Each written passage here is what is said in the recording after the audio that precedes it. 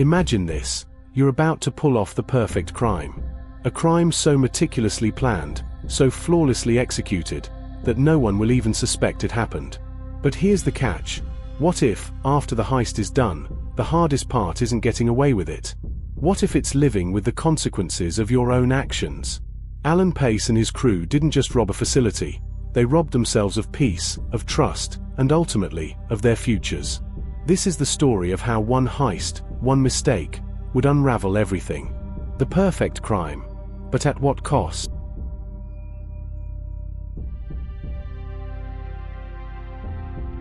It was a cold September night in Los Angeles. Quiet, eerie. The city seemed to hold its breath as 5 men sat in a van just outside the heavily guarded Dunbar armored facility. The streets were empty, with only the faint hum of distant traffic, but inside that van, the air was thick with tension. These men weren't after pocket change. They had a plan, one that would earn them more money than most could ever dream of. But every move had to be perfect. If even one mistake was made, it could all come crashing down. Allan Pace was the last person anyone would suspect. He worked as a regional safety inspector at Dunbar Armored, a man who blended into the background, his quiet demeanor masking a sharp, calculating mind. He wasn't flashy and didn't seek attention. But while his colleagues were busy with the routine, Pace was studying the facility's every weakness. A small flaw here, a blind spot there, Pace could see them all. He could almost taste the opportunity for something bigger than he ever imagined. He didn't just want to do his job, he wanted freedom, wealth, and the power to live life on his own terms. Life at Dunbar was mundane for Pace. The 9-to-5 grind wasn't cutting it. While his co-workers were content with their paychecks, Pace couldn't shake the feeling that there was more to life, more that he deserved. He longed for something bigger, something grand. And that longing soon turned into obsession. The cracks in the security system were like an invitation, and the more he studied the protocols, the more he realized the heist was possible. He could do this. He just needed the right team, the right moment. He had a plan, and it was starting to consume him. But no man can pull off a heist like this alone. Pace needed people he could trust, people who would follow him without question. First, he turned to Eric Damon, his childhood friend. Damon was tough, reliable, and had the ability to blend into the background, perfect for the job. Together, they began to build their crew. They handpicked men they knew would stay cool under pressure. Tom Johnson, the driver who knew every street in LA, Michael Burney, a logistics expert who could keep everything in motion, and Samuel Harper and Randall Clay, men who would do whatever it took to get the job done. Each one of them had a part to play, and Pace trusted them completely. Pace spent weeks planning every detail. Every flaw in the facility's security had been meticulously analyzed. He knew the timing of the guards' breaks, the moments when the cameras rotated, and the vulnerable spots in the building's layout. He even had the codes to access the vaults and the security system. Nothing would be left to chance. It wasn't just about stealing money, it was about executing a flawless operation. He drilled his team, making sure they understood their roles down to the smallest detail. No mistakes. No hesitation.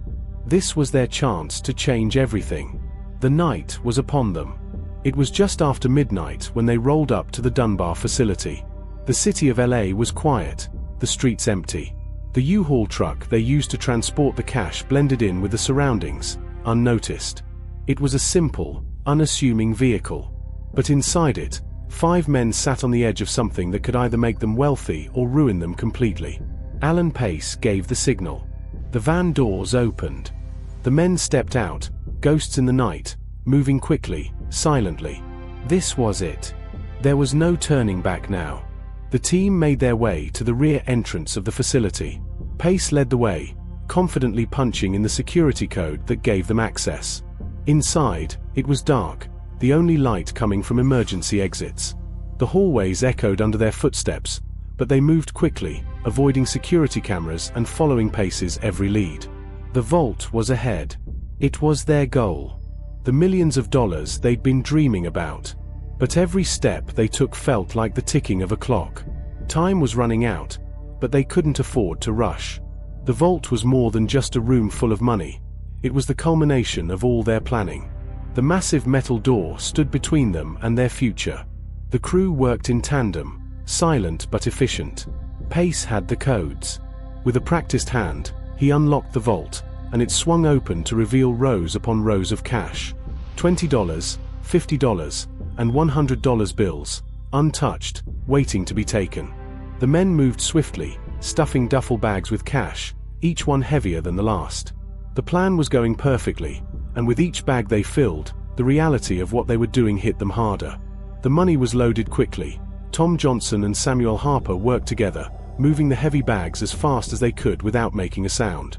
Michael Burney kept watch, his eyes constantly darting over the security feeds, ensuring there were no surprises. Time was ticking down. The guards were about to return from their break. They had to be gone before anyone noticed. But the team was in sync. They moved as one, calm, efficient, relentless. Every second mattered. And they knew it. With the last bag packed, they moved swiftly to the back entrance. The night air felt cool against their skin, a stark contrast to the heat of the heist. They loaded the bags into the U-Haul and began to pull away, blending in with the quiet streets of Los Angeles. It was as if they had never been there. No alarms. No guards chasing them down. For a moment, it seemed as though they had pulled it off without a trace. But even as they drove away, the paranoia began to creep in. The days following the heist were filled with a quiet dread. Each man, now a millionaire, struggled to adjust to their newfound wealth. But the fear of being caught was overwhelming. Eric Damon, one of the crew members, could hardly sleep. Every car that passed seemed like a cop. Every stranger seemed like a potential informant. The thrill of the heist was fading, replaced by a deep-seated fear. And they knew that the more time passed, the closer the authorities would get to them. It was a simple mistake. Damon, eager to test the waters, used some of the stolen money to make a small purchase. But he didn't notice it at first. The rubber band around the cash was stained with ink, a mark that only appeared on money handled at Dunbar Armored. It was a small detail, but it was enough to draw attention. The FBI had been hunting for a lead, and this was the breadcrumb they had been waiting for. Special Agent Carl Mackenzie was relentless. He had been tracking every lead, no matter how small, and when he saw the rubber-banded cash, he knew he was close. Mackenzie's instincts were sharp, and he followed the trail, tracking Damon's movements. Soon, the FBI had enough evidence to take action. But Pace, the mastermind, was still hidden in the shadows, evading capture. But the net was closing in. Damon was the first to crack. Under intense pressure, he gave up the details of the heist, implicating the rest of the crew. The FBI moved quickly, arresting each member of the crew one by one. The trial that followed was a spectacle. The public was captivated by the story of the men who had pulled off the perfect heist. But in the end, the law caught up with them. Pace was sentenced to 24 years in federal prison, the others, lesser terms, but none would ever taste the freedom they had stolen. The perfect crime was over. In court, Pace's resolve didn't waver. He wasn't sorry for what he had done. He had orchestrated the entire heist, and even now, he stood by his actions. His attorney tried to play to the jury's emotions, but the evidence was overwhelming. The crew was guilty, and there was no escaping it. As the verdicts were read, each man realized that their dreams of wealth had led them down a path of destruction. The Dunbar heist promised freedom, but it delivered nothing but chains. The money, once a symbol of hope, became a constant reminder of their mistakes. They had everything, but they had lost themselves. The hardest part of the heist wasn't pulling it off, it was living with the fear, the guilt, and the consequences of their actions. They had stolen millions, but in the end, they had given up everything for it. What would you do if you had the chance to pull off the perfect crime? Could you live with the consequences, or would the weight of your actions destroy you? Let us know what you think in the comments below. And if you want to hear more true crime stories that will keep you on the edge of your seat, don't forget to hit subscribe and turn on the bell icon for more.